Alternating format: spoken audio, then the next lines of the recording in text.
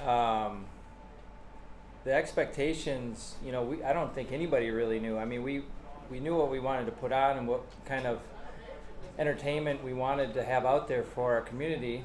We talk a lot about it, tried to sell, and tell the community and the uh, all the companies that we, knocked on their door, all that, you try to paint a good picture, but it's until you actually can touch it and feel it. I think we were all a little blown away. I know I was, and I think everybody who came here this week was was taken back to what they saw, and we heard so many positive things leading up to the event, which kind of gave us a feeling that something good was going to happen, that people were really going to support it, and but you still don't know what's going to happen, So to actually see it and to experience all the people coming out here, to see the whole town and the whole community get behind it, like I said, all for great causes that were giving back to the community, the charities, the hospital. It's just nothing but good things came from this week, and it just tickled us to death, to see the excitement and enthusiasm from everybody out here this week. Jack, as the leader of this company, as you looked at all the volunteers, so many of them that are work for American Family in some capacity, when you saw the way each one rolled out the red carpet, what kind of feelings did you feel? A lot of pride in not just the agents for American Family and the employees, but the community. The people that rallied behind this, the sponsors. We had over 150 actual partner sponsors who helped this, and I think I've heard that there's some tour events that are more corporate sponsored, and they don't really have the walk up, they don't have the fan base, but they have the corporate sponsors so they can keep the tournaments going. But we from the start did not want this just to be a corporate sponsored tournament. We wanted it to be supported by the sponsors, but then we want to have a lot of people here too. So the volunteers got behind it, the city of Madison, the state of Wisconsin. I mean, it was just amazing. And the tour, when you talk about expectations, the tour had originally said, when we first started talking to him, Steve, that if you break even your first year, and you really probably aren't going to give any money to charity your first year, but you build to that after 3 or 5 years. And we put a goal of $500,000, and they said, well, good luck if you get that. And I think we're going to be close to doubling that. And so the turnout of the volunteers, the community, what we're going to be able to help with in terms of charity is just unbelievable. Steve, when you see the women's first 17 under and all the guys who took it 10, 12, 14, 15 under, what does that tell you about these guys, and what does it tell you about what you have to do next year to stay with these guys? Well, I know they're all good. I mean, they play this game for a reason, and that shows you the condition of the golf course too. It was perfect. The fairways were running out, the greens were holding, the greens were in great shape. The guys could make some putts, and they're good players. You put all of those combinations, and not a lot of wind the first day.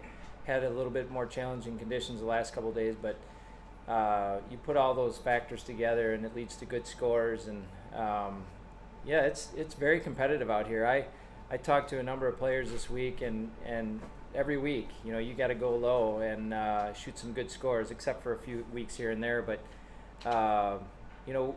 we all kind of were thinking of a number, and we knew it was going to be low, and it was. And they had a gas with it, though. The players loved it. They loved coming out and showing off, making birdies, and they enjoy that rather than grinding out par. So it was good in that respect. So now that this one's over, does the team get to rest at all, or do we already start planning for next year? And then for both of you guys, just your favorite part of the tournament overall?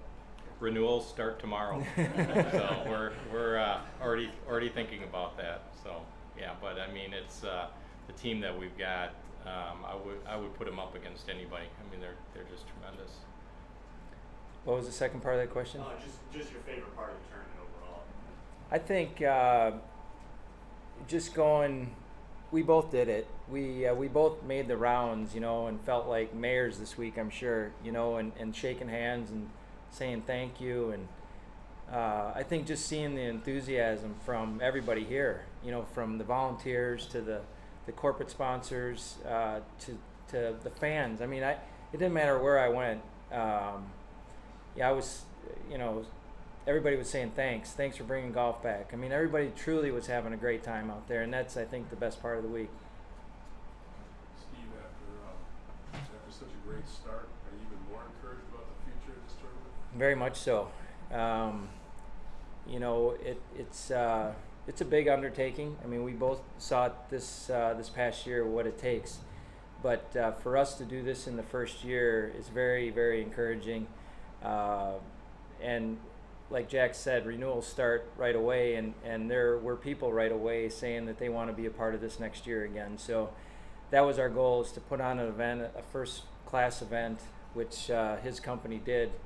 They did everything right, and it's going to make people want to be a part of this. And it's a great time of the year for us to be here. There's no university stuff going on. There's no pro sports teams here in town to contend with. It's we're kind of the only game in town, and we're in that date again next year, right after the U.S. Open. So there are a lot of good things happening here in those 2 weeks time span next year, and so we're looking to put on a better show and get different players here, and that's the unique part too. We get guys turning 50 every year, so you're going to get it, and guys who didn't come here, like a Davis Love or a Vijay Singh, Freddie Couples, who committed and had to withdraw because he hasn't been feeling well. So, those are all little nuggets that this tour still brings to the table each year. Steve, is there one specific aspect of the tournament that you already know you can move on for the coming years? I think the overall picture was really good. We've already created a list, at least I have, and I know Jack has too, and the whole team is, there's little things that we can surely improve on, and but to everybody who took part, they probably didn't see it, but there's definitely things that we can work on and get better at, and but for the first year, I think it went out, without any major glitches, and it was a pretty big success.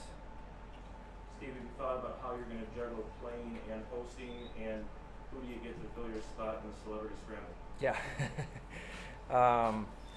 It'll actually be easier, I think, next year just to play. A lot of this handshaking stuff will be left up to this guy. But no, I'm looking forward to playing. Looking forward to participating. It'll be hard, I remember going down and playing in Milwaukee over those years, and it was always a hard thing to do, is to play in front of your home crowd, and so you feel that extra pressure. It won't be any different again next year, and but I'm looking forward to it. One or two more questions. Steve, I know you're probably not a huge trash talker, but should Kirk be looking out for you next year? No, I'm not a trash talker at all. The guy who's going to trash talk is Andy North from yesterday in Tauscher. That's what bothers me the most, is that we got beat by those guys.